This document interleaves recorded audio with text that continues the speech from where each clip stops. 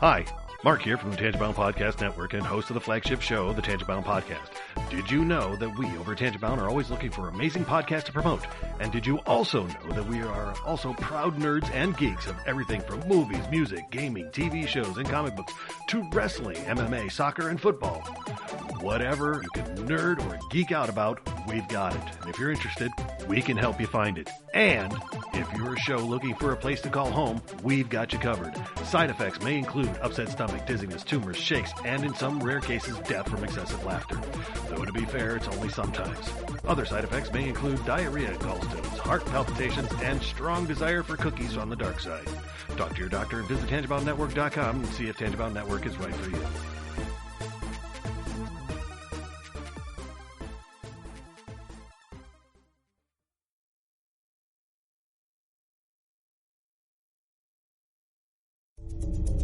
This is a Danger Entertainment podcast. DangerEntertainment.net's Danger Entertainment Podcast Network.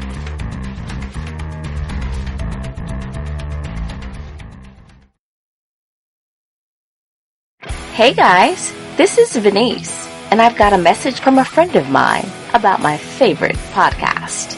It's your boy, Flavor Flav in full effect. Check this out, everybody. I want y'all to go check out TJ. What's good, everybody? TJ Johnson here for Voice from the Underground. I am the most handsome. Big Has. And I'm smoking my cigar, of course. You know what I'm saying? The Dutch. You pick me up in an Uber and a PT Cruiser, I'm calling Lyft. Cause they be fighting the power, talking about social issues, politics, you know what I'm saying? And we're not even that good. Right, we're terrible. Terrible. Tangents all over the place. And not only that, but they be keeping it fun with the sports, music, comics, and movies too. Am I allowed to talk? I think, no, not right now. Shut up, colonizer! You know what I'm saying? He on Twitter at VFU Podcast. So you can find them. So check 1, 2. This is Flavor Flav. Yeah, boy. Okay, what Flav was trying to say is, check out Voice from the Underground on your favorite podcast network. Voice from the Underground. We're not doctors, therapists, trained professionals of any kind, so if you feel you do need help, please reach out and get the help you need. We have a whole list of things on our files page over on Facebook at facebook.com/crazylifepodcast, and or just search on the internet for the suicide prevention hotline number, or go to NAMI.org or whatever resource you can find. But just please reach out for help if you need it. If you feel as though you're going to harm yourself or others, definitely reach out. And try not to be alone. Also, if you feel that way and you realize that you're writing a note or making plans of how you would do, like harm yourself or others, definitely reach out. That's a huge red flag. And lastly, please do not replace the idea of therapy with listening to this show. Again, if you need help, please reach out and get the help that you need, or contact us. We can try to help you find the help that you need.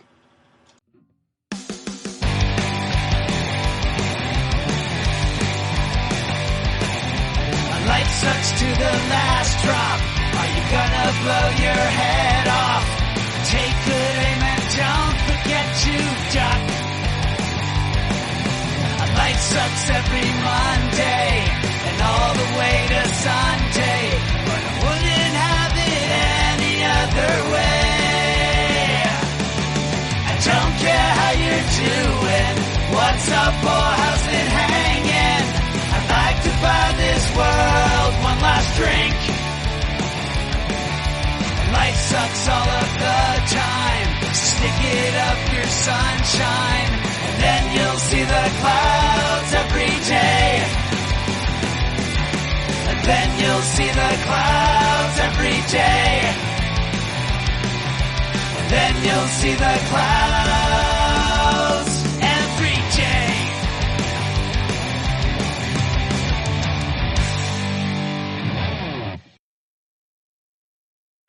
Hey everybody, welcome to a new episode of The Crazy Life. No Jen this week because of silly sicknesses and week stuff and scheduling and I don't know, whatever, the moon, whatever, some sort of a astrology thing, whatever you want to blame it on. So hopefully she'll be back next week. So this week you have to suck it up and deal with me and Heno. So, hey, Heno. Hey. Man. Well, you want to go first, or you want me to go first? Mine's pretty short, so I assume yours is going to be your part's going to be a little longer than mine this time. Well, let's start with some humor first. Okay. So we were supposed to podcast a couple days ago, but Jen wasn't feeling really well, and I've just been really tired and I've been like all last week. It was like a little sore throat, or like feeling like something's gonna get me, but it's not yet. It's feeling right on that edge. And then I was so tired on Monday, and so when Jen said, not feeling well, how, can we, not do it tonight? And I was like, this is great. Although, I wish I wasn't so tired, because I'm really excited to talk about my dad dying. Which we're laughing at because we have context here. So this isn't me laughing at your dad dying, of course. I was texting this and I almost added the lol at the end of it, but I was like, I know Brian, he's going to get it. He's like, I really want to laugh at that, even though I really shouldn't. Yeah. But it's really funny. Yeah. And all I could think of is, he knows me. He knows me. Well, it was funny because that text came through, and I was talking with Tony because it was right before we recorded, I think it was, and I read to him what you said, and that was my response to him, was like, I really want to laugh at that, but like, I feel bad. So and it's true. It's. This is the place where I talk about this stuff. Yeah. And so it really was something I was into. But before I do, how was your week? Yeah. My week's been pretty, just pretty average. Honestly, I talk about this on Salty Language because I did it that day, but I last Christmas bought an air fryer, and I finally used it. In a nice, timely fashion, only, 10 months later, 9 months after buying it, so whatever. But I did some air-fried chicken, and it came out really good. I was so happy with it, and it was cool because, it wasn't greasy and or anything, so that was really nice. It was crunchy, had good flavor, all that stuff, so I was nice, pretty happy. You know how it is, like, when you cook something, it sucks so much when it comes out bad, especially if it smells good along the way, because you're getting hungry and you're like, man, I can't wait to, and then you taste it and you're like, wow, this is right into the trash, But, how does that thing work, by the way? I don't know, magic? I don't know. No. No, it's basically sorcery. There's like a heating coil, and I think essentially it blows the hot air all around the surface of the stuff and whatever. So it works very similar to, like, the way Is it a convection oven? No, it's called an air fryer. I don't know the science on it. I don't know. Okay. It's probably some scam by China. I don't know, but it. All I know is it worked well. I was happy. So hey, that's all that matters. And then I listened to a podcast last night where they talked about a new Apple coming out next month. So I got all excited again. I can't wait to try the Cosmic Crisp Apple. So, like I told you, we'll talk about another podcast that you listened to that I almost listened to last night, but it came down to listening to that or a podcast about a new Apple. And I mean, anyone who knows me knows where my allegiances lie on that one. Like, new Apple? I got to hear about this. So yeah, if I can find them, look forward to, if you follow me on Instagram, to seeing a picture of them when they come out, as I've done with Sweet Tangos every year. I think the last 3 years, when I first get them, I usually post a picture like, oh man, they're back, so. Anyway, yeah, that's been about it, just normal life stuff otherwise, so nothing crazy. So, yeah, that's really it. I really haven't done much at all since last time. So, there you go. Floor's yours. I yield the floor. I yield the floor. The gentleman. Hey, watch what you call me, man. Yeah. How dare you, sir? Get out my glove and slap you across the face. Yes, exactly. Challenge me to a duel. Yep. With extremely inaccurate weapons. Right. Of course. Those are the best kind to use. That's the only reason they challenged each other to duels. Yeah, because they didn't think they were going to die. Those things didn't shoot straight. I just think it's funny that if, things went sideways, you could have probably, half blown your hand off, Yeah. And come out. How embarrassing would that be? Challenge someone to a duel, you get out there, you got them lined up, pull the trigger, boom, your hand just blows off basically instead, and everyone goes home feeling honorable and stuff. Yeah.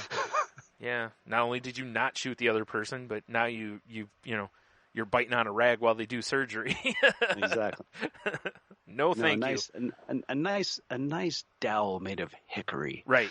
A couple fingers of whiskey, probably. First, absolutely. Yeah. And then a nice hickory dowel to really bite into. Yeah. No, thanks. I'm good. Because classy gentleman. Yeah. Now, if I challenge you to a duel, the choice of weapon, I'd probably pick Nerf guns or something like that. We'll just have to both make sure we wear our glasses, safety first. Yeah. So, yeah. And then I'll throw my gun at you. I got a better one. For the crazy life, we just get a couple of Wayne Dyer books and just throw affirmations at each other. I've had enough. I can't take any more. We should make a YouTube video of that. Yeah, just you're on your knees, just begging other people, stop, please. I'm feeling grateful. Stop. I surrender. Waving my white flag. I've surrendered. My gratitude level has hit new highs. Oh man, that would be ridiculous. Aggressive affirmations. Heno, we just came up with a new podcast. Sorry, Jen, you're right out. This is now Aggressive Affirmations with Brian and Heno. Aggressive affirmations. Each week we're going to just yell affirmations at each other for 5 solid minutes. That's the podcast. Oh, no, I'm sorry. Then there's a minute of us just telling each other that we love each other, and then we move on. And then with a little Stuart Smalley. You're right. This is good. I like this. Oh, boy. Be a good web series for us. Yeah. Oh, shoot. All right, so that's out of the way. All right. Come on, bring us down. No. How about some depression? Yeah. No, I really actually... No thanks, I'm full. I'm all full up, yeah. What do you think we do here on The Crazy Life? Man. It's not depressing. There's so many things that I feel grateful about right now, and so many wins. One of my greatest fears in sobriety has been the loss of one of my parents. Yeah. Because I've never experienced loss in my life other than a pet. I was my mother kind of kept me out of her parents, my grandparents dying. Mm. And even though we would see them once a month, and there just wasn't a real close connection with them, so I didn't really feel any sense of loss at all. Yeah. And I never my grandfather on my father's side, I was like 4 when he died, but I never met my grandmother, and so I never really had that. My uncle, same thing. There was nothing really close other than a 19-year-old cat. Yeah. That was like my most traumatic experience in life of loss, and no friends. Yeah. Yes, things have made me sad, but nowhere where I had that sense of loss. So this has always been a big fear of mine.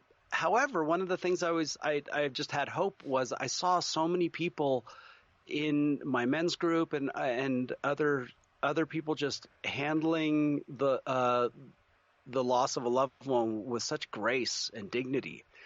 And I looked at that and I said, I want that. I hope that I can have that. And my family has really come together, and that's how I feel. Everything feels all right. And I was actually reading something on Tiny Buddha about the whole idea of why feeling bad is okay, and it was talking about why feeling bad isn't really so bad. That was what the title was on Tiny Buddha, and it went into a lot of Buddhist philosophies. But one of the things it talked about is that if you're constantly going from positive experience to positive experience, that positive experience, they call it the happiness inflation.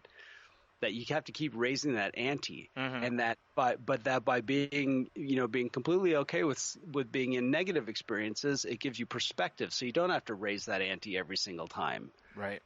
That high doesn't have to keep getting higher. Yeah. And at one time during this week, my sister is able to, because of her job, spend time with my dad, and was in the hospital with him all week. And it went from his oxygen count, his blood oxygen count had plummeted, and that he dehydrated and he really crashed. And this is the funny thing about my family is I've always had this little bit of there's always been one little bit of something medical that always gets left out. Right? There's endless stories of my mother going through something or my dad going through something, and some little bit of information that would have given all perspective gets left out. Yeah. Which was, why did my dad crash? Why did he have to be taken to the hospital last Sunday night? Well, I didn't find out until, I don't know, it was over the weekend. My sister and I had a great talk that they were giving him lymphoma treatments at 88 years old. Really? It's a cancer treatment. Yeah. And his kidneys couldn't handle basically the byproduct of the treatment. Right. And it's like, well, duh. Right. It's like you don't give a 90-year-old, you sit there and you go, okay, do you really want to give this person dialysis? No, the dialysis will probably kill him faster than, Yeah, right. The kind of a thing. But so that's what happened.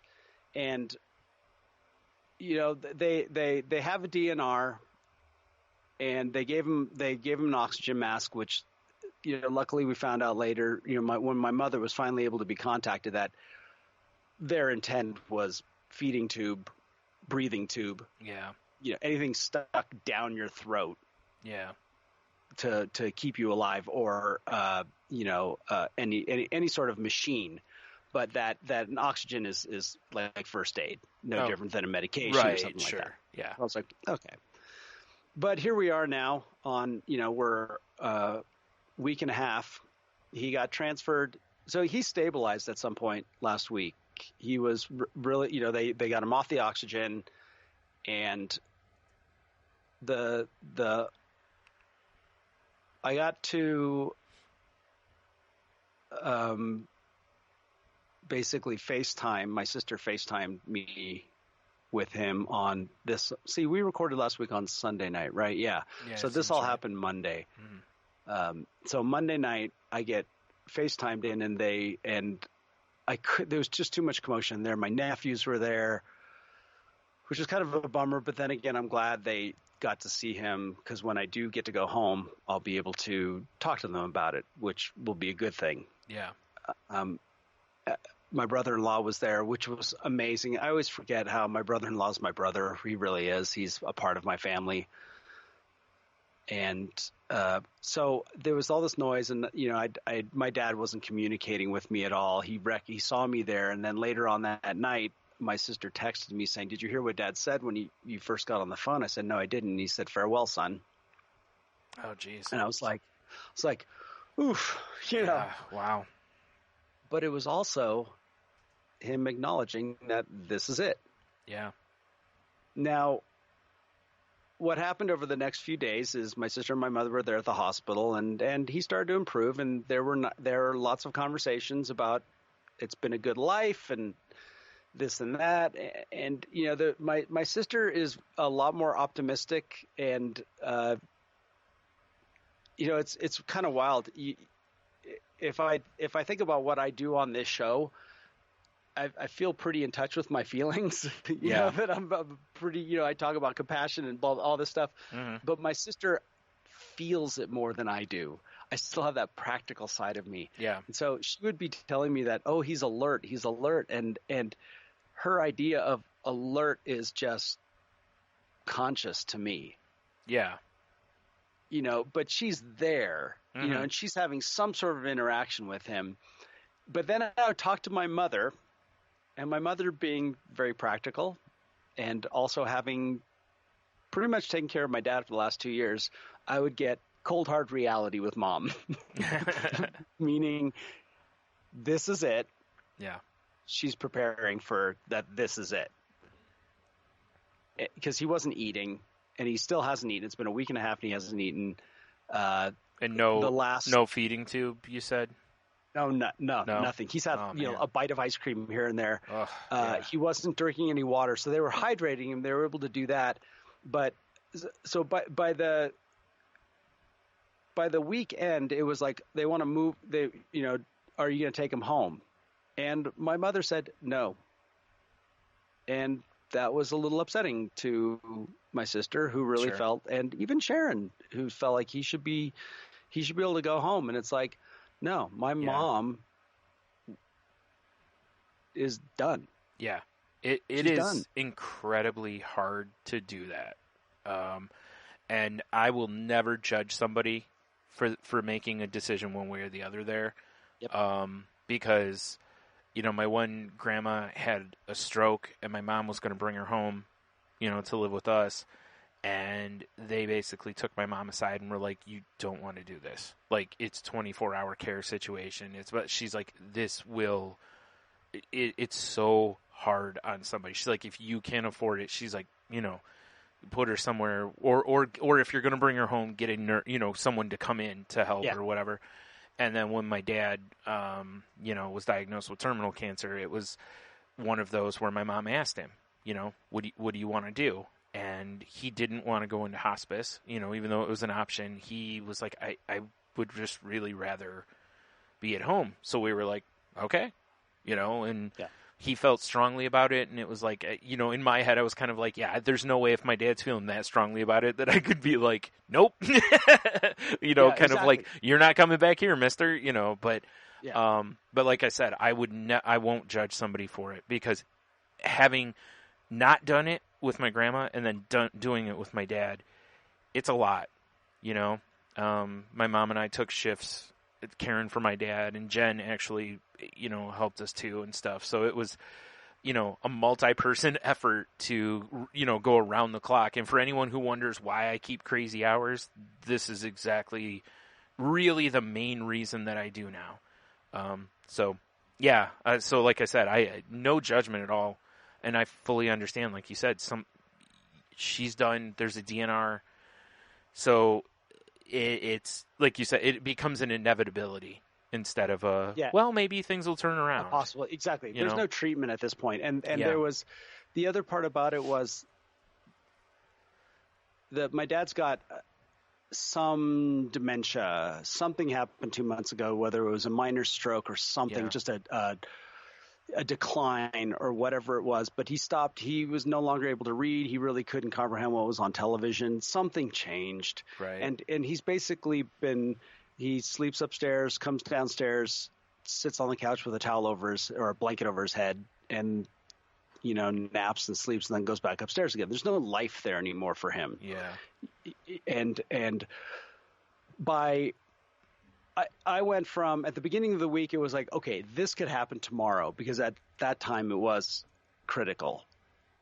But if it doesn't, then I'm going to go home. I get 5 days paid for bereavement. Yeah. And then it was like, I'm going to go home when I can be useful to my mother, because in the meantime, my sister can be there.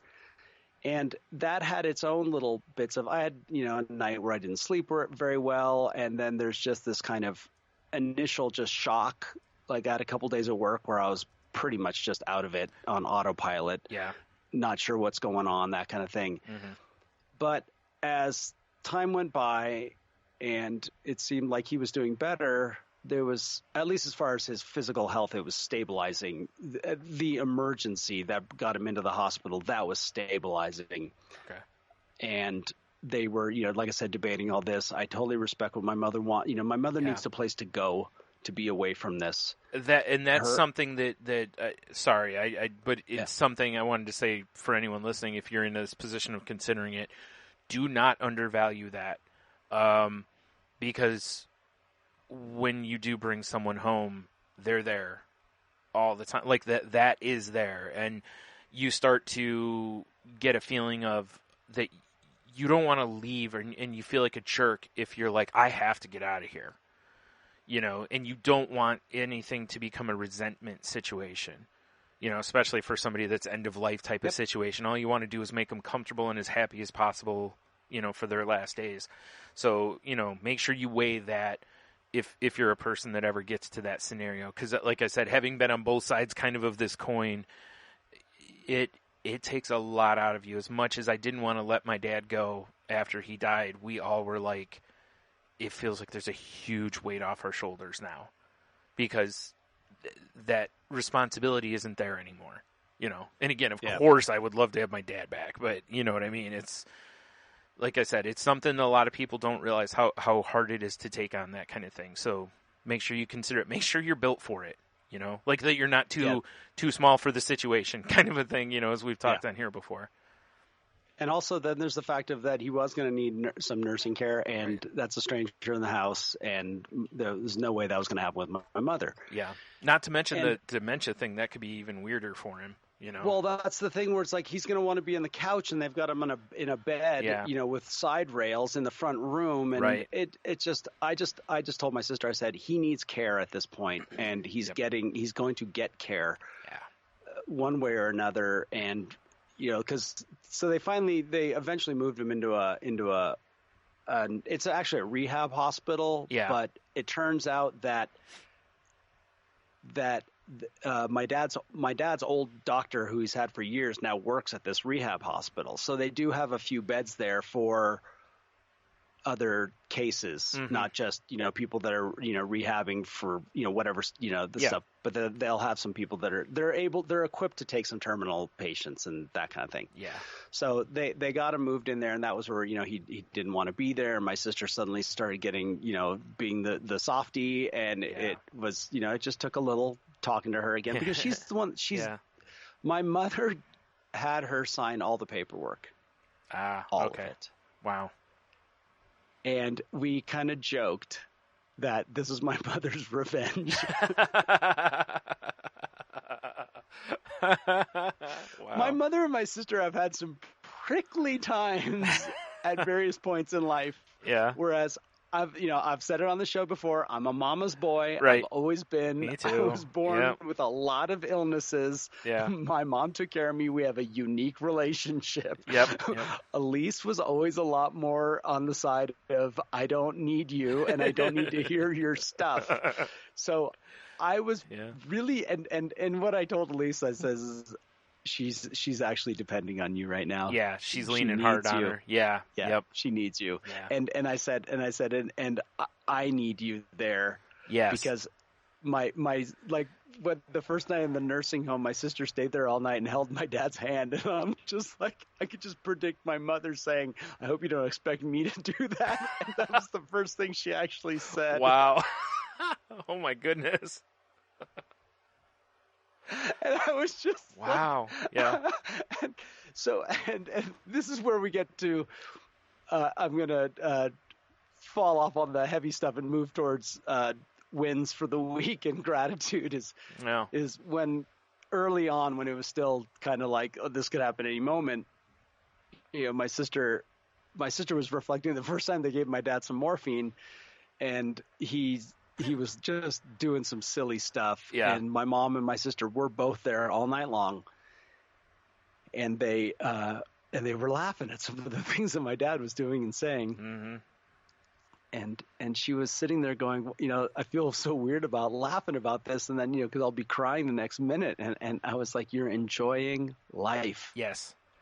Enjoying life doesn't mean that you only enjoy the good parts of life. Yeah. Enjoying life means you enjoy all of life. And this right here has a lot to do with what I talk about at the end of Salty Language when we did our Q of the W.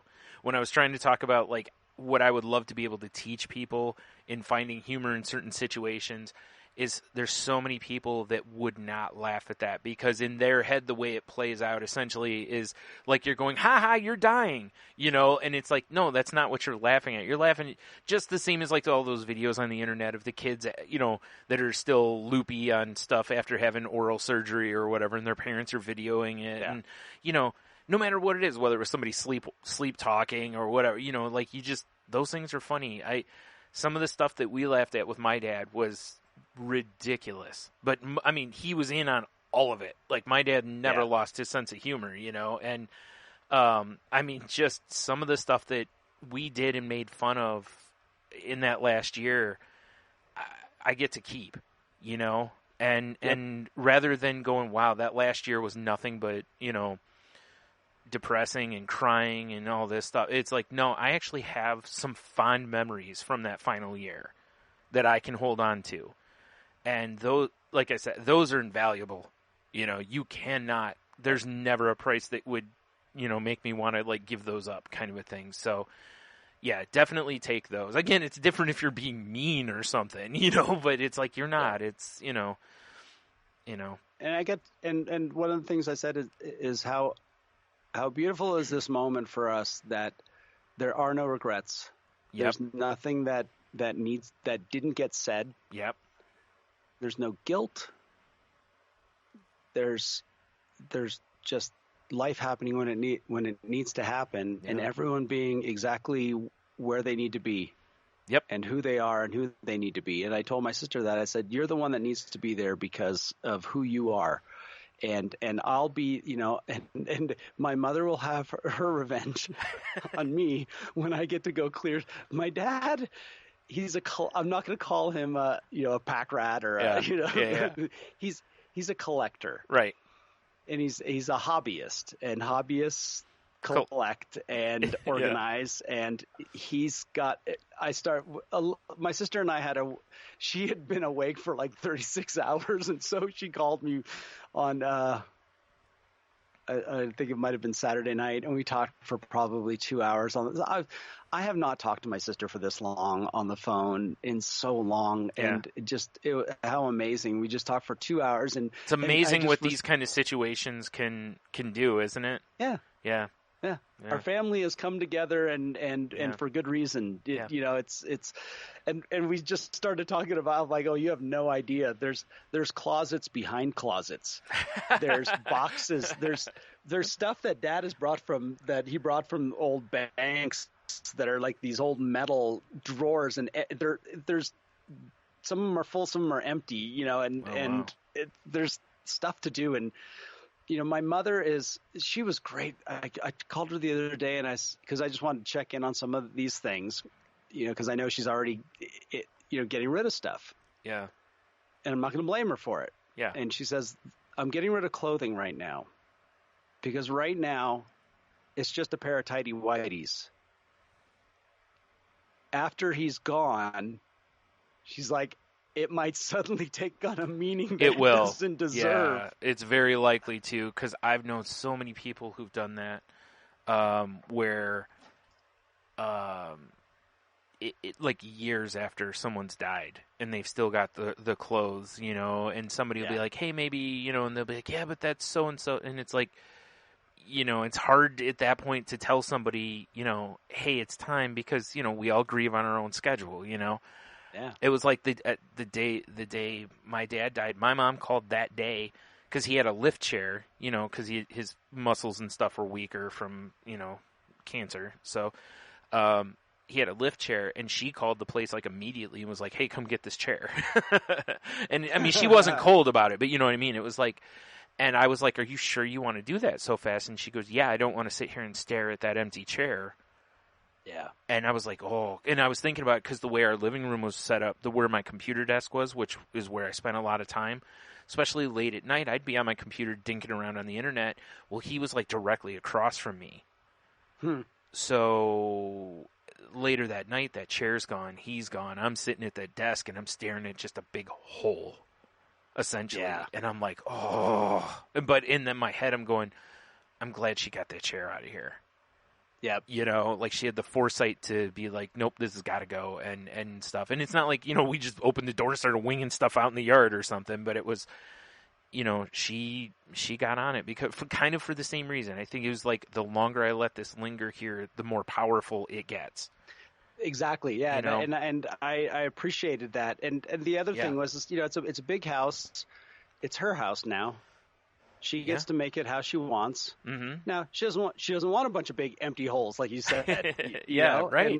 And so when she said that, I was like, oh, okay, cool. You know, we'll you know, I'm looking forward to it, and this is the way I get to be useful to her because last week. This is one of the things I love about my band is our main singer, kind of our band leader, Tom, is a doctor, and he got to go through where he did his internship and everything like that was at a hospital and associated with a school that looked at end of life care in a new way. And it's the way of you know, they're working within their restrictions. They can't do like they do in Oregon. Yeah. But they can do what they can to look at these things realistically and help people and their families get through this in the best way possible. Yeah. Not try to treat people that, you know, gone. You know, it was interesting is because he's from, I think, North Carolina. And so when he was going to school in Colorado, and when he went to North Carolina for his grandmother's, she was finally dying, and he was questioning he has an uncle that's a doctor. So I guess there's a bunch of brothers, and there's one doctor in the family, and Tom would start, you know, well, what about da, da, da, da, and the uncle's like, look what state you're in.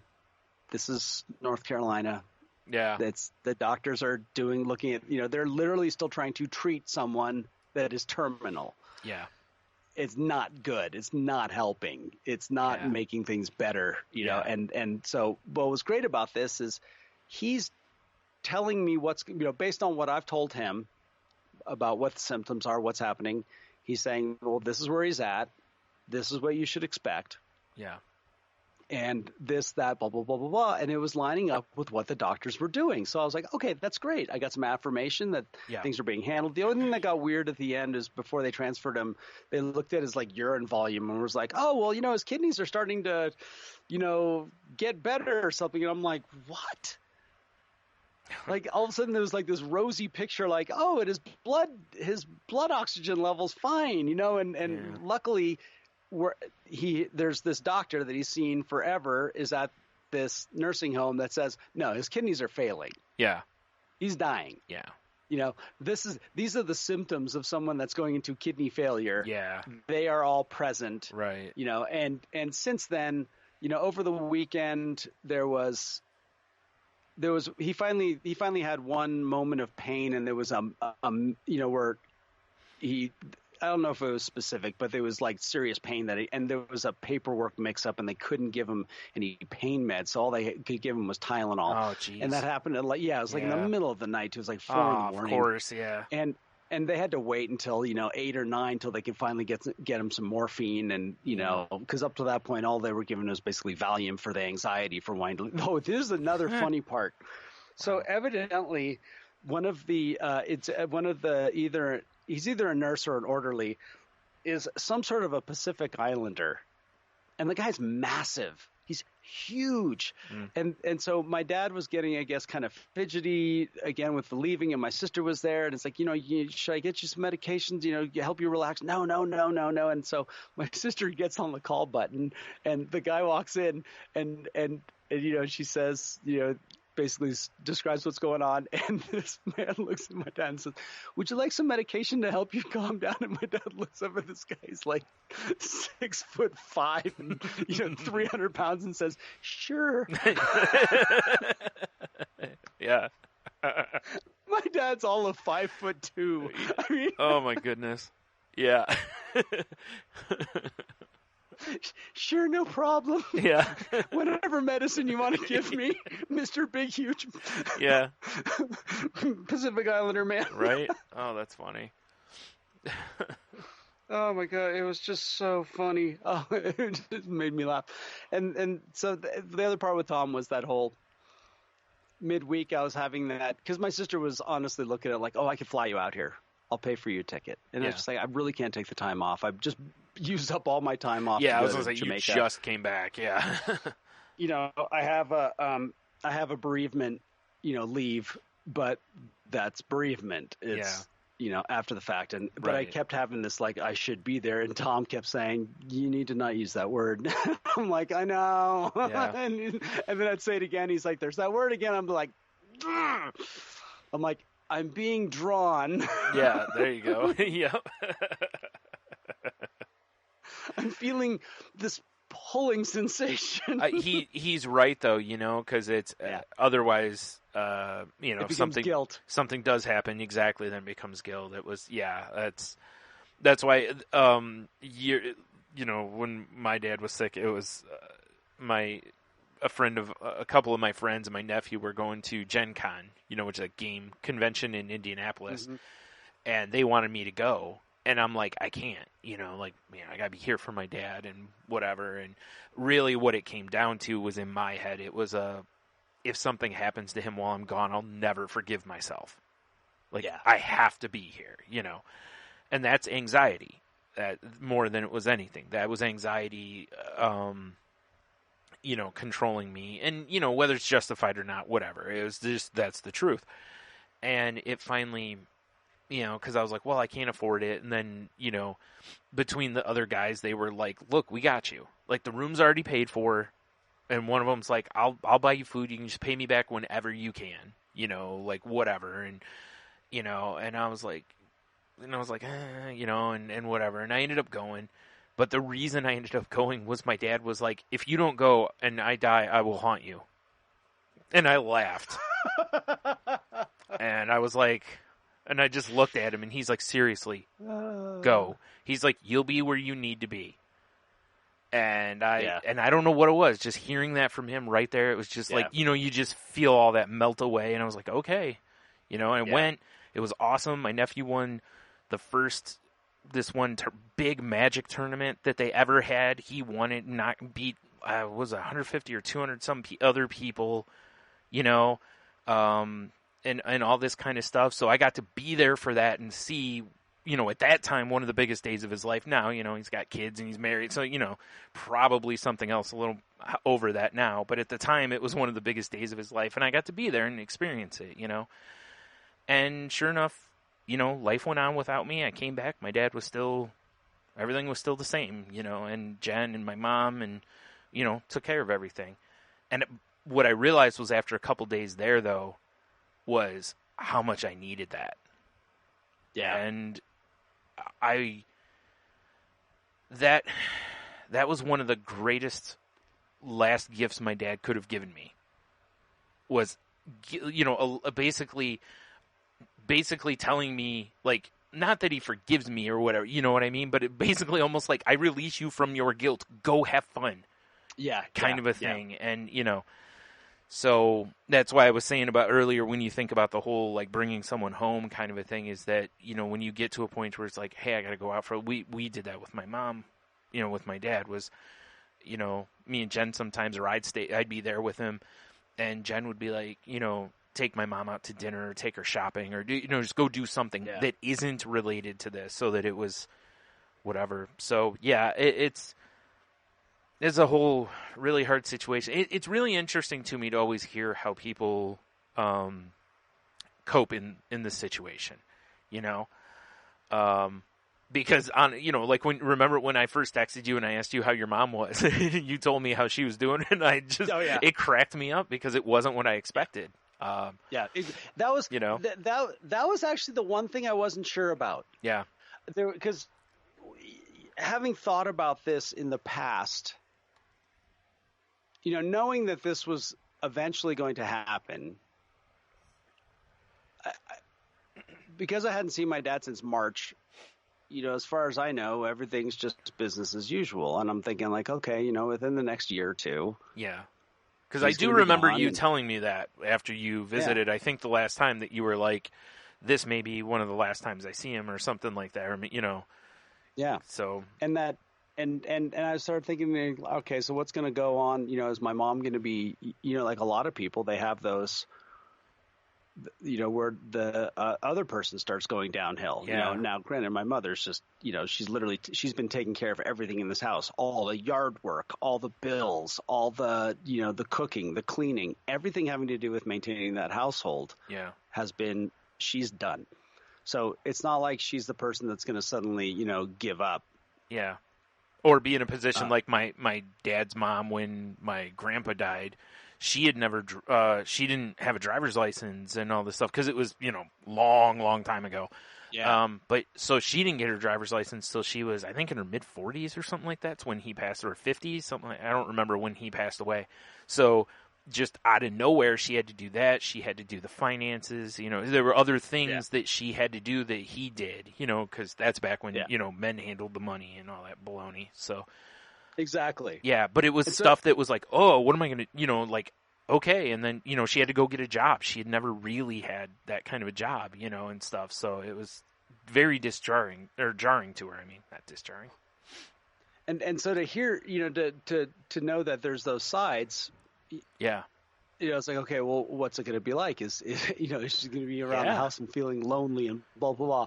And, and the first time I finally get to talk to her, she's asking me about going and getting the star ID, on her driver's license. So she can get, because she doesn't have she's getting her passport renewed so she can get the star ID on her driver's license so she can come and see me as soon as all this stuff is over with and get a hotel room and hang out and do nothing.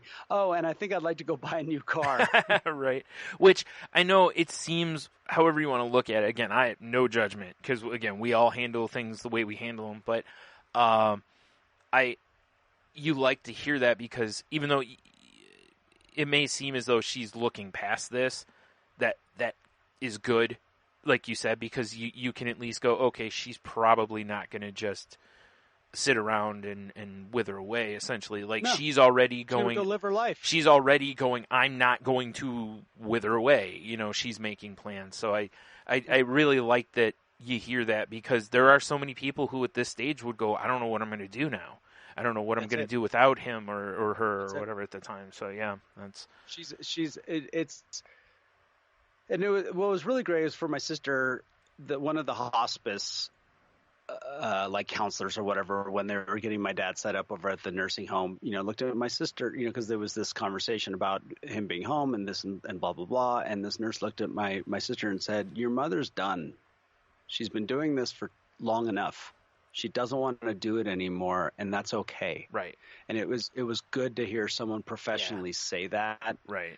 Because I was saying it, but it's still not it. We all need that the right way of phrasing something sometimes. Yeah. And for me, the whole thing about going home and seeing him one more time was, I went and spent, I've been doing my meditation where I can, but for the most part, I just like any time where you have something impending, it's consuming the the extra resources, the savings account, the emotional savings account in my brain. Right. It's like when I waiting for my house to close, that kind of a thing. It's like this thing that's just out there that, there's just stress of some sort, even though it's not affecting me day to day at all. I still go into work. I get my job done. I was a little stressed last week because I was trying to make sure I got things finished in case I had to leave. Oh yeah, right. I had to get stuff done. Now it's not quite as urgent, but still I've realized that there's this thing in the back of my head that's taking up space, and there's anxiety involved with it. Sure. And as wonderful as everything is, there's still this feeling, I guess, is that the best way I can put it. Yeah. Is, that I'm not going to shake until it's over with. Yeah, unfortunately, that's, I think, kind of what I was getting at earlier when I mentioned about, like, you know, that weight kind of just dissipating, you know, after my dad died. That's what it was we just knew it was there and it's coming, and it's just like, you know, I don't know, like the way I described it to somebody one time is like, you know, if somebody has like sinus issues, when you can feel the pressure change and you're like, oh, it's going to rain. It's like, God, I wish it would just rain because that'll help. You know, like, but it doesn't. It just stays humid and the high pressure or whatever, and you're just miserable. And then finally, it rains and it breaks, and then that pressure, and then you're like, oh, okay, now I can breathe.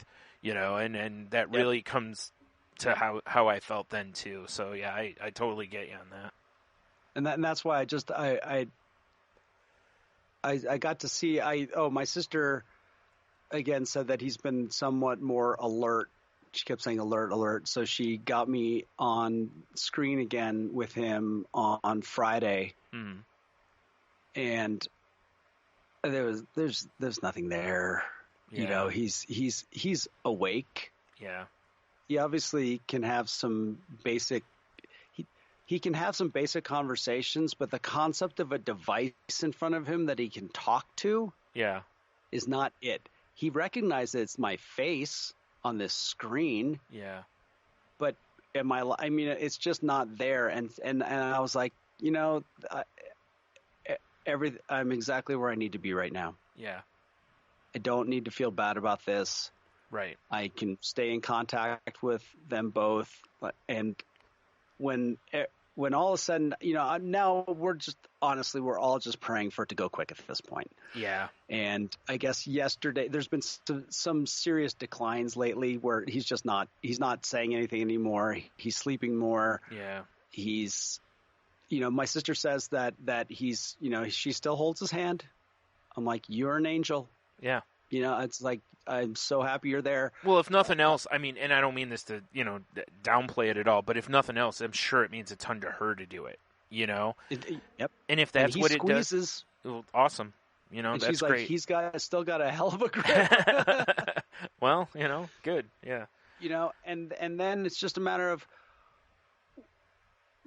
either his body or his mind, whatever it's going to take for him to let go. I guess he called out for his brother yesterday. Yeah. And, you know, Sharon had some thoughts about that, about what that means. Yeah. From the experiences that she's had with people that were terminal. Yeah. And I was like, this is great. I want all the information. I want to talk about all of it. And even like my general manager, we've talked a lot, and we've both helped each other out. And in the end, one of the, you know, I'm kind of going to close this off somewhere is John and I, my general manager, were talking about how even at the end of their lives, your parents are always teaching you something.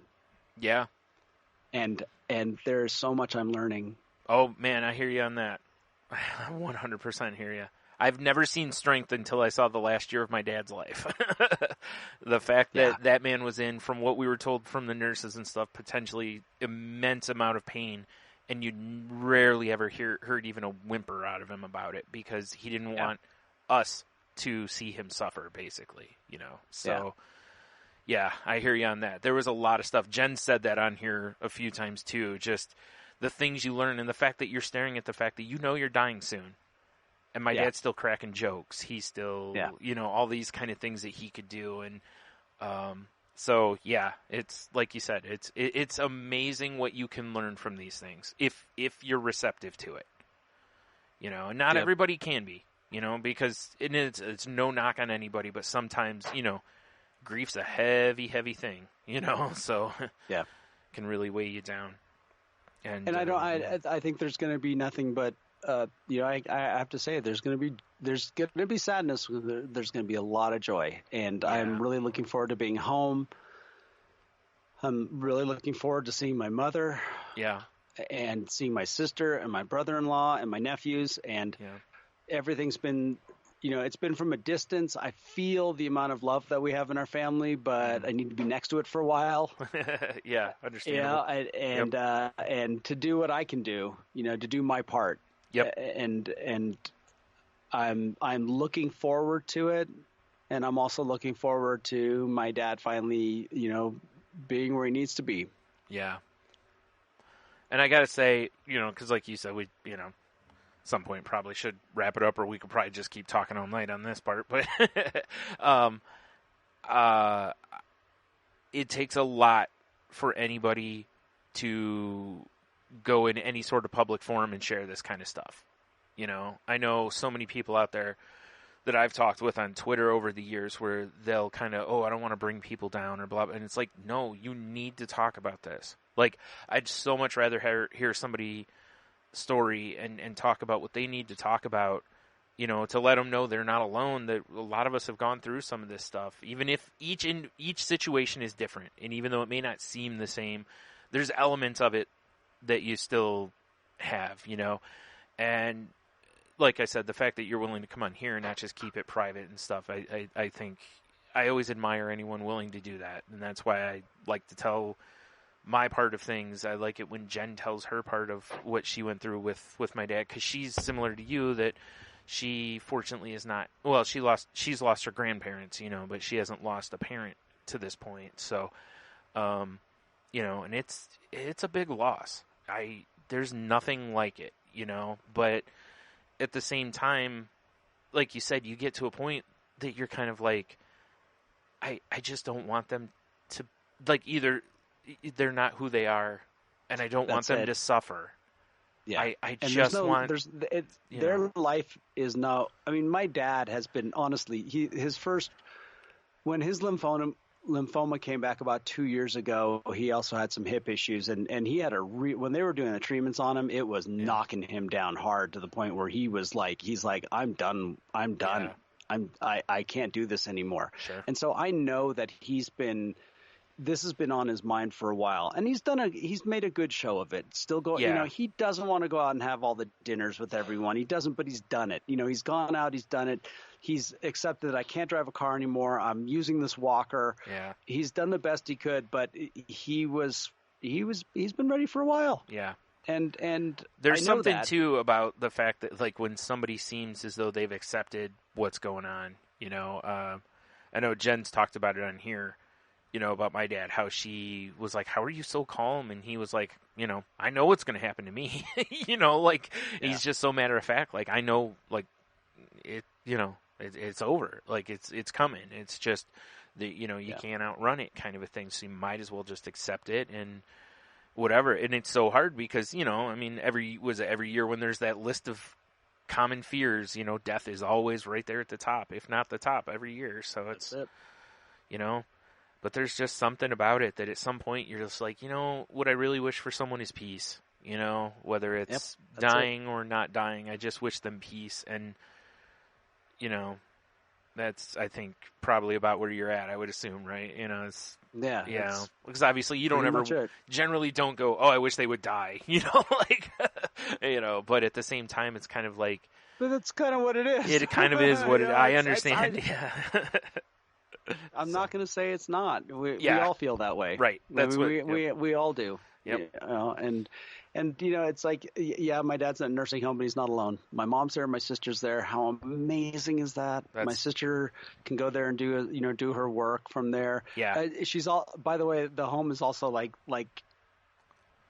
it's literally across a river from where my sister lives. Oh, wow. But it's like the equivalent of 3 or 4 blocks away. Okay. Which was awesome that it was so close to them. Sure.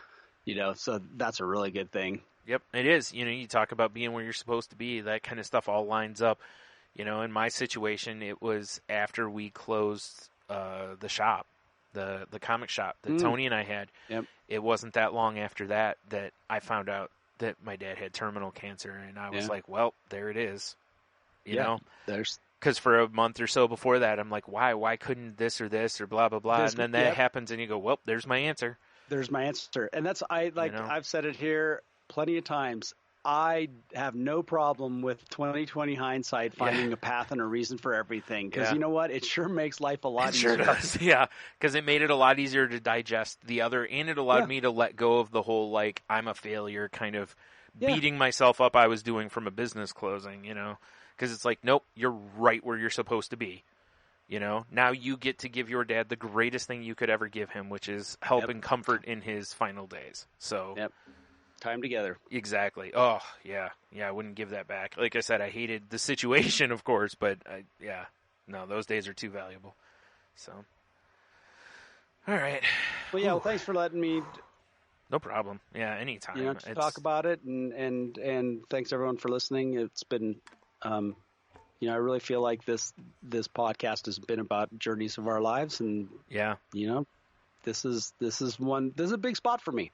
Yeah, yeah. I mean, it really is. It really is. It's a major life occurrence. Yeah, it is. It really is. Yeah. It's the way it was fun. Like, as we're talking about that, it just kind of jumped on me with it being October. I looked down at the computer date and it's like, man, 5 days from now, it'll be 14 years that my dad died. So yeah, it was just, cause it was the morning of the 8th.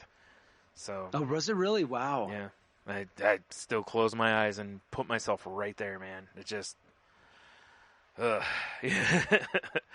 So, yeah. But, which, real quick on this, and then, we can move into the podcast thing real quick. It's interesting because this many years out, as I see other people who've lost their parents, and they'll be like, does it get easier with time type of stuff? And I'm like, yeah, no, it still hurts. It sucks. That hole is never going to close, because it's a parent. It's one of the people who, nurtured you on your growing and all through your life and everything and whatever. So it's just, that's why every year on Father's Day and stuff, I'm always like, call your dad, tell him you love him, give him a hug, whatever it is, but just make sure that there's just no, just make sure things that need to be said are said, especially positive things. I mean, if you need to say some negative things, I mean, maybe that's what you got to do too, but just try to not, leave yourself any room for potential regret when it comes to that. 'Cause like I said, I got brothers that are probably wishing that they had the time with our dad that I had with him, so. Yeah. So yeah. And again, thank you for telling your stuff, because again, any of us that tell our stuff, first of all, we're fighting against the idea of men can't have feelings and all that garbage that's gone around for a long time, because whatever, we all have feelings. Although in fairness, losing your dad, I think in the man code is one of the okay times to have feelings. So, like, I think you can have like odd tier, maybe it's the two. one time where you can deviate from anger and like the happiness of scoring a touchdown. Right. Yeah. You get to actually maybe shed a tear at this moment. Having known that, make sure you get anything you need to get into that one tier, because that's it. Yeah. After that, it's right back to stoicism. So, no, but anyway, again, we encourage anybody, if you're going through stuff, please, talk to people. Well, it doesn't even have to be therapy. Heno and I just sat here and had our conversation. We've talked to each other. He's talked with other people, and I have too. So it's also my big regret probably is that I didn't go into some sort of grief counseling afterward, because I wasn't in a great place myself. And then that on top of me was, so if you're a person who already feels like you have a full load or you're having issues like, mental health type stuff that's untreated, or you feel it's untreated, especially, please seek out help, because it took me a long time to really get okay with this. And a lot of it was because I was in such a not good place to begin with. Had I gone for some counseling, it probably would have trimmed some time off of it at least. Who knows? Maybe it wouldn't. I don't know. But so, all right. Well, you said something about happiness there, so let's talk about this podcast that you listened to. Yeah. So today, on if for those of you who have Malcolm Gladwell is part of what is called Pushkin Industries. Yeah. That's his kind of production company. And Malcolm Gladwell has a podcast called Revisionist History, and he is presenting a new podcast to Pushkin Industries called The Happiness Lab. And it is featuring Dr. Laurie Santos, and I imagine that this was just the introduction that they did on Revisionist History, and then she'll have her own feed. Yeah, really quick, I looked on their website. It looks like, according to the website, there's 3 episodes of the podcast. Yes. So, okay. Yep, and you can go. Let's say I found happinesslab.fm, where that's the you can find a player right there, and there was the podcast today was really great. It was a lot of things that we talk about here about happiness and having perspective on that. So they're looking at what human. How am I going to say it? It's just human experiences with happiness and where they deviate and why they deviate. And this one was about, as a synopsis, is why is that the silver medal winner in the Olympics tends to look more miserable than the bronze medal winner? Right. And then it goes into that, and then they go into other aspects of it. But it's basically they talk a lot about how your level of happiness has more to do with comparisons and baselines and things that are outside of ourselves more than what's inside of ourselves. And it was a fascinating listen, and I recommend it to everyone. And Brian's gonna maybe get his priorities straight and start listening to podcasts that help our podcast rather than Apple's. I can talk about the Apple for a while. I mean, we can talk some apples. I mean, they sound really good. They look amazing. They're I had a good apple today, actually. See, I had a Sweet Tango today, which is currently my number one. So we'll see if Cosmic Crisp. I almost said Cosmic Crunch, Cosmic Crisp. Crunch. Cosmic that sounds like the space cakes. I know, right? Crunch, space cakes. Yep. Well, I know. Like they go through on the new Sporkful, they talk about like naming this apple, and because they wanted to make sure that unlike Honeycrisp, I guess they didn't really patent or they didn't trademark the name, so there's a lot of money that was left on the table. And with this one, they were smarter than that and made sure that everything's in order. And they talk about the whole concept of club apples and all the stuff that people don't care about. Or if you do, go listen to the new Sporkful that talks about a new apple. And, apples and happiness. I know. Like I said, there is something. What's happened to you, man? I know. Yeah. I don't even know who I am anymore. Do you like eating well and being happy? Nope. No. Hey, Henno, check out this new apple. Soundbite somewhere. Oh, man. Yep. Yep.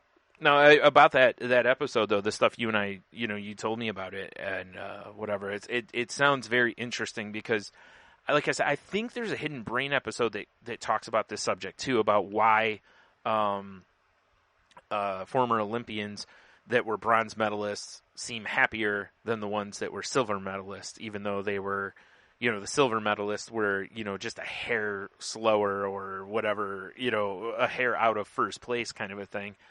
And I remember, like I said, I'm pretty sure it was that show. I don't know. I listen to a lot of shows that do like weird stories sometimes, so they blend on me. And almost all of them are NPR ones, so it's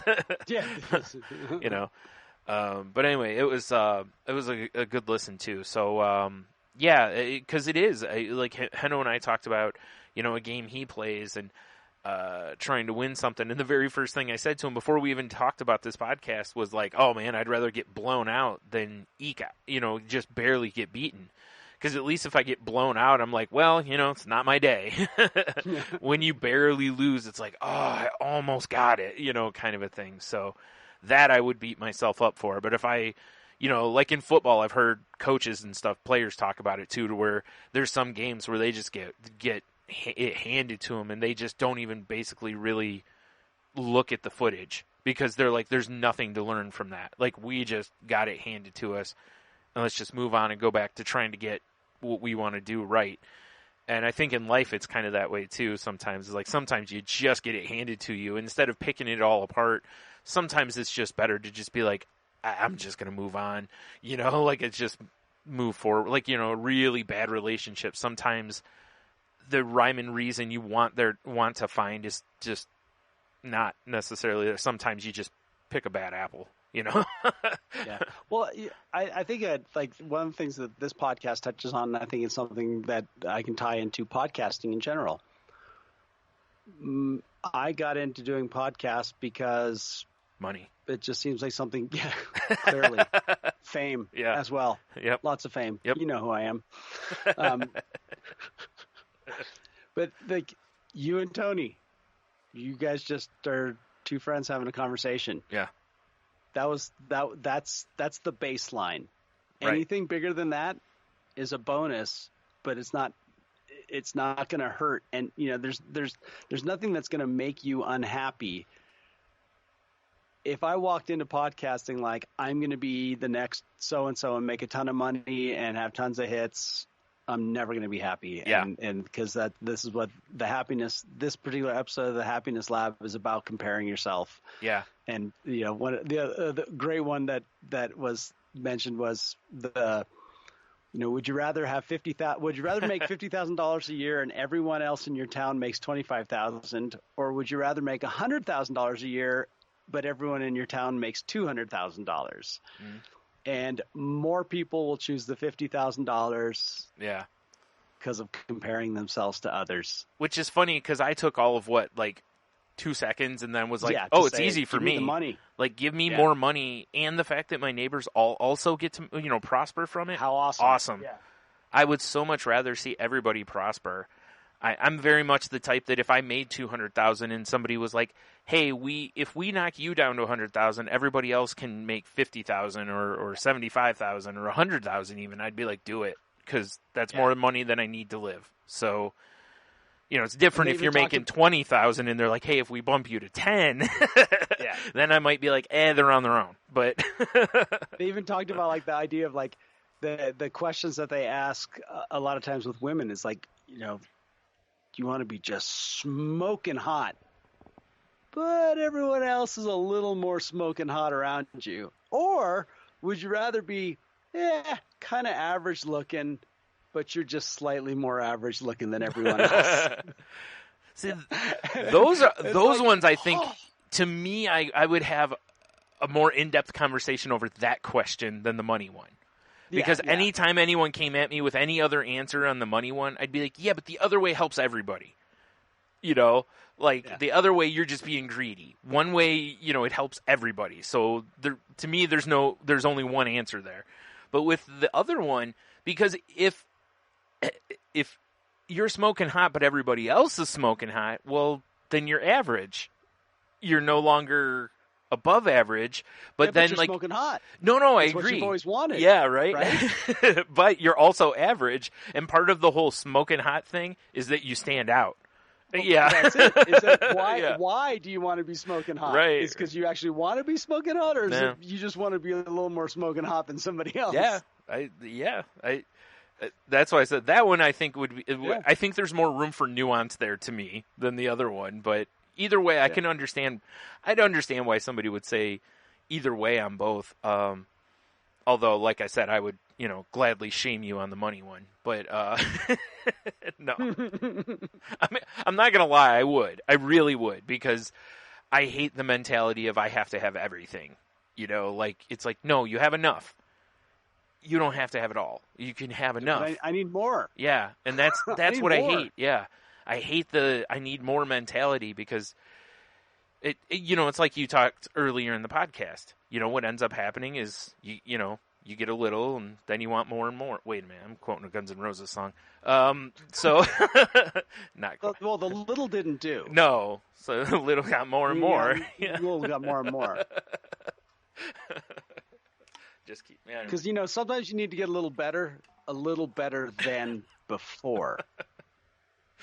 I can't believe we're quoting Mr. Brownstone in here.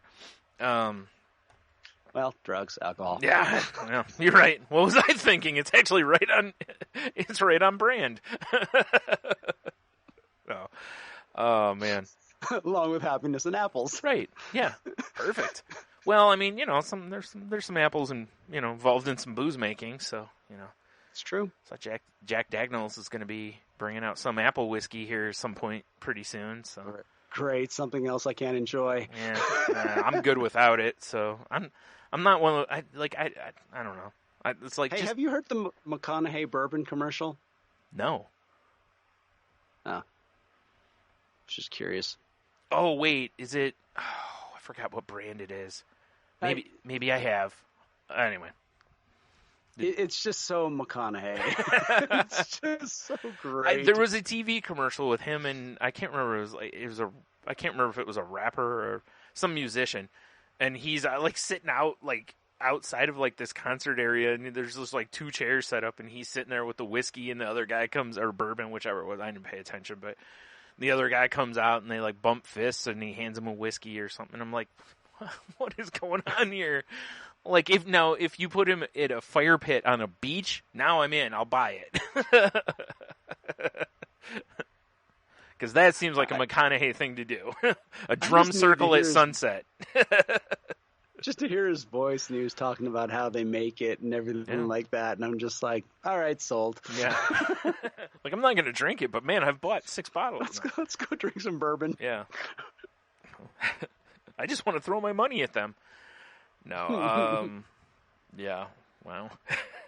Boy, we've been all over the place here, haven't we? Hey. What are we doing, Heno? It's a good podcast. Yeah, well, we're talking about happiness, and I do enjoy a glass of whiskey occasionally, so. There you have it. Yeah. All right, well, what do you think? Think we're good here? All right. Let's call it good. All right. It's good. Hang up. I guess Jen tells you every week that you know what to do, so I guess you know, and so go do it. Yeah, so go do it. No. Before a little got born more. If you want to continue the conversation with us, you can reach us on our website at thecrazylifepodcast.weebly.com. You can email us at thecrazylifepodcast@outlook.com. You can contact the show on Twitter at thecrazylifepod, where I post when new episodes go up. You can contact Jen at Jen's Crazy Life. That's Jen with a G. Make sure you send her all sorts of things saying, hey, why weren't you on the show? Guilt, guilt, guilt. No, I'm kidding. You can also check her out on her other podcast, Shake the Sheets, which is a pop culture podcast at shakethesheets.com. How about you, Mr. Heno? You can find me on Twitter at Ida Heno, or search for L Hummingbird. You can find me on Facebook, Heno Heiter, and you can reach me there, Messenger, and various other things. And yeah, we're going to be releasing a new podcast on Moving the Needle next Monday. We are looking at, does Bill and Ted's Excellent Adventure stand the test of time? I see what you did there, because it's got time travel in it. Yeah. Not at all. No. Spoiler alert. No, I'm kidding. But yeah. By the way. Yeah. I've watched it not that long ago. And most of it, I think a lot of it is that ends up becoming one of those pet movies, and to me it kind of held up, because I think you purposely look past some stuff that isn't as great, but it's just like, it's also not like genius level movie, Yeah, so. it really wasn't. What was kind of fun is I had the same reaction now as I did back then. Really? Yeah, it's like, it's not an amazing movie, but it wasn't horrible. How dare you? And I kind of, yeah. All right, fair enough. Well, hear Heno's full take on it. You can hear my full take on it, yeah, on Moving the Needle podcast. Come check us out. Yeah. Or if you're more interested in You Don't Mess with the Zohan, go check out the one beforehand. That was pretty fun, too. Yeah. That was an interesting listen, for sure. You can find me on Twitter at Stunami. You can find my other podcast at salty_language on Twitter, or at saltylanguage.com. That show is no for sensitive ears, so, don't listen to it without earplugs at work or around the children's, or, I don't know, whatever. Yourself. Probably just don't listen to it. It's just terrible. Yeah, just you're better off. Just do it. Don't. Just don't do it. You gotta see how where the Salty Language podcast falls onto that Christian movie review. Oh, we'd be terrible on there. Yeah. Terrible. We are part of the Danger Entertainment Network, which can be found at dangerentertainment.net. And we're also part of the Tangent Bound Network, which can be found at tangentboundnetwork.com. So please go check out some other shows on there and tell them Henno sent you. Exactly. Because I have no credibility. So, that's even though, one other thing I wanted to real quick throw in here before we jump out of here, which was, congratulations to our podcast pals over at the History of Bad Ideas podcast for hitting their 300th episode. Oh, yeah, 300, yeah. Yeah. So, it's a nice, it's an all right number. So, No. And if you decide to go listen to the History of Bad Ideas, remember it has nothing to do with history. Right. Or good podcasting. Well, that too. No, I kid. I just always got to take my shots, Absolutely. You got to pick them and choose them. Right. And then, of course, the serious part of the show where we drop it low again is if you feel as though you need some help, please reach out to somebody, whether it's a friend or family member, a therapist, doctor, or just, please, if you need to talk to somebody, please talk to someone, the crisis lines that are out there. There's all sorts of help out there. You just have to take the first step. And again, we all know it's hard, but it's worth it. So please give it a try.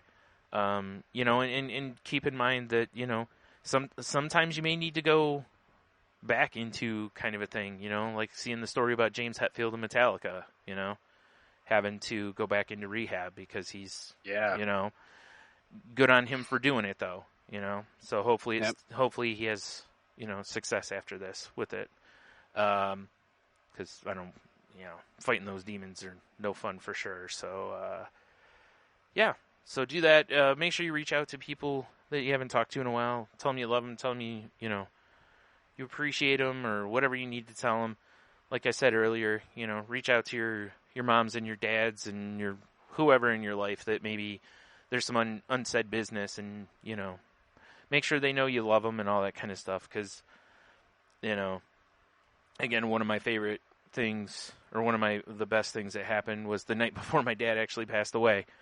That night before I went to bed, I looked at him and him and I never were like lovey-dovey types, and and I looked at him and I said, I love you. And he said, I love you too. And that was the last thing I ever said to my dad was I love you. So, and he heard it and reciprocated it. So I have that, and like I said, again, awesome. Best thing he could have ever given me right there. So, make sure things are not left unsaid and, and try to be nice to each other and seriously quit with the silly bickering over dumb stuff. Like if you're going to bicker, at least make it about something important. I'm so tired of this. Tired of people yelling at each other over, the flavor of coffee or something like that when there's way bigger issues to be looking at right now. So just try to be good to one another, and keep in mind people are different from you, but that's okay. Just because you differ on one thing doesn't necessarily mean someone's a terrible person, unless it's me, then yeah, it's terrible. So, nah, just kidding. All right. So, Henno, you want to take us out of here? Yeah, what Brian really meant to say was be excellent to each other and party on, dudes. Excellent.